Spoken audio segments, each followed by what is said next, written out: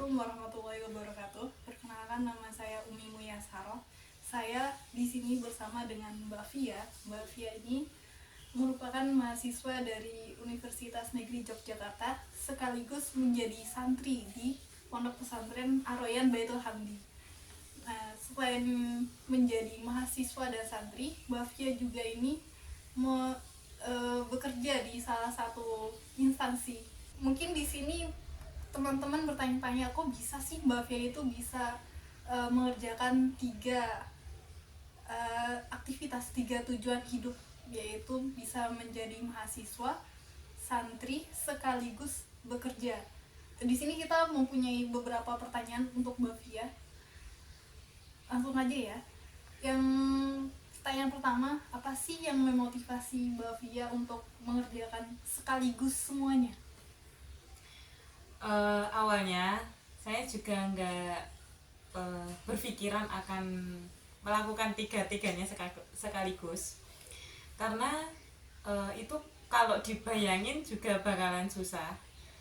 Terus akhirnya karena saya udah mahasiswa akhir, udah nggak sepadet itu untuk melakukan aktivitas kuliah, akhirnya saya berinisiatif untuk mencari pekerjaan. Dan ada temen yang ngasih saran, ngasih rekomendasi ke pekerjaan, ya yang menurut saya lumayan fleksibel, karena dari pihak sananya juga udah tahu kalau saya tuh kuliah dan juga mondok. Oke, baik. Nah, tentunya nggak mudah ya teman-teman. Nah, pertanyaan kedua nih, pertanyaan selanjutnya. Gimana sih dari tiga pekerjaan itu Mbak bisa membagi waktu dengan baik, memanajemen waktu dengan baik? Oke, karena kuliahnya udah nggak sepadet semester-semester sebelumnya, jadi saya sekarang itu malah fokus, lebih banyak menghabiskan ke kerja. Jadi kalau pagi itu kerja, tapi kalau seumpama ada urusan di kampus itu boleh izin dari pihak instansi untuk izin tidak bekerja atau izin pulang duluan untuk ada kegiatan di kampus. Setelah itu biasanya kalau mondok itu biasanya kan kegiatannya setelah subuh dan malam, jadi itu tidak mengganggu antara kuliah maupun kerja. Baik, baik. Nah, pertanyaan selanjutnya itu, dari semua tiga aktivitas itu, selain tantangannya mengatur waktu dengan baik, apa sih tantangan yang menurut Mbak Fia itu sedikit lebih sulit? Sebenarnya tantangannya itu selain mengatur waktu, harus bisa membaginya, terbagi ibarat menjadi tiga bagian. Itu sebenarnya fisik juga sangat mempengaruhi ya, karena kalau ibarat dalam satu hari itu ada ngaji subuh, itu berarti habis sholat subuh itu ngaji sampai jam 6 lebih. Setelah itu jam setengah 7, jam 7 harus udah berangkat kerja. Setelah itu entah itu ada urusan di kampus atau enggak, sampai kadang kegiatan sampai sore, pernah juga sampai malam. Setelah itu biasanya pulang malam, habis isya itu masih tetap ngaji. Itu kan sangat menguras energi sekali, tapi alhamdulillah masih bisa terkendali ya. Oke, Masya Allah sekali ya Mbak Fia. Selain harus bisa mengatur waktu, kita juga harus bisa mengkondisikan fisik kita agar bisa lebih kuat dan sehat menjalani aktivitas sehari-hari. Nah, selanjutnya ini dari eh, baik dari atau pekerjaan yang di pondok, di kuliah maupun di pekerjaan, ada nggak dari tiga aktivitas itu pengalaman yang paling berkesan yang Mbak Fia kerjakan, Mbak Fia lakukan? Eh, Menurut saya ini berkesan tapi sebenarnya capek ya. Jadi ya alhamdulillah, pas di satu momen itu insya Allah itu nggak ada pengajian. Jadi dari dari pagi itu aku berangkat kerja sampai malam, berangkat kerja pulangnya malam isya itu baru pulang. Setelah sholat isya itu ada kegiatan pondok, kayak satu event gitu, kegiatan pondok sampai subuh itu baru selesai, dan itu nggak tidur.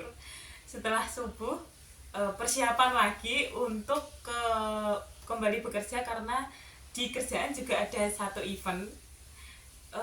Itu sampai berjalan, selesai event di kerjaan itu tuh sampai siang, sampai sore habis asar itu baru selesai. Habis asar pulang ke kos. Setelah itu bersihin badan, siap-siap balik lagi ke event pondok. Jadi kayak selama 2 hari berturut-turut itu aku nggak tidur sama sekali. Tapi mau nggak mau aku harus menyiapkan badan. Jadi itu menurut saya berkesan banget, tapi ya capek banget. Nah, dari semua cerita pengalaman tadi, nah apa sih sarannya Mbak Via untuk teman-teman yang ingin mengikuti jejak karirnya Mbak Via? Kalau dari saya pribadi itu harus melihat kesibukan kalian dulu, kesibukan kalian itu apa aja, terus pekerjaan yang pengen kalian ambil itu apa, dan prioritas kalian itu juga apa dulu. Kalau seumpama kalian bisa memanage waktu yang bisa tiga pekerjaannya sekaligus bisa dilakukan semua, itu monggo silahkan. Tapi juga kalian juga harus mau mengambil resikonya, dimana kalian capek fisik, capek mental, dan juga capek batin. Itu harus disiapin semua biar nggak gampang down, biar nggak gampang sakit juga. Kenapa Mbak Via itu memilih langsung mengerjakan 3 pekerjaan sekaligus tadi, menjadi mahasiswa, menjadi santri, sekaligus bekerja? Dan apa sih yang Mbak harapkan dari perjalanan karirnya Mbak Via dari ketiganya? Kalau ditanya kenapa, itu awalnya juga banyak sekali pemikiran di otak, banyak sekali pertanyaan di kepalaku.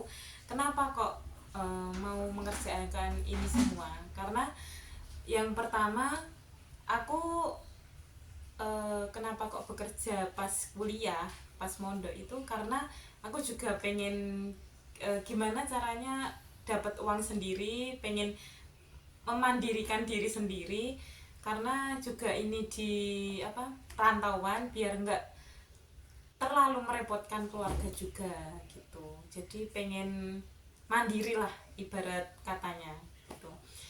Dan harapan ke depan, endingnya itu saya berharap bisa menyelesaikan semuanya dengan lancar, entah itu kuliah, entah itu mondoknya, ataupun pekerjaannya, semua berjalan dengan lancar, selesai dengan lancar.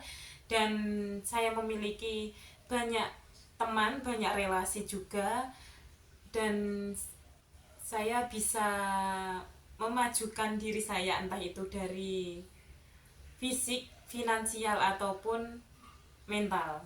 Oke, sekarang kita sudah berada di penghujung cerita. Bagi teman-teman yang ingin menjalankan aktivitas pekerjaan seperti yang Mbak Via lakukan, teman-teman bisa memikirkan lagi ke depannya, apakah teman-teman bisa mengatur waktu dengan baik, mengatur fisik dengan baik, dan bisa mampu mengerjakan. Semoga yang Mbak Via harapkan tadi semoga bisa terwujud lancar sampai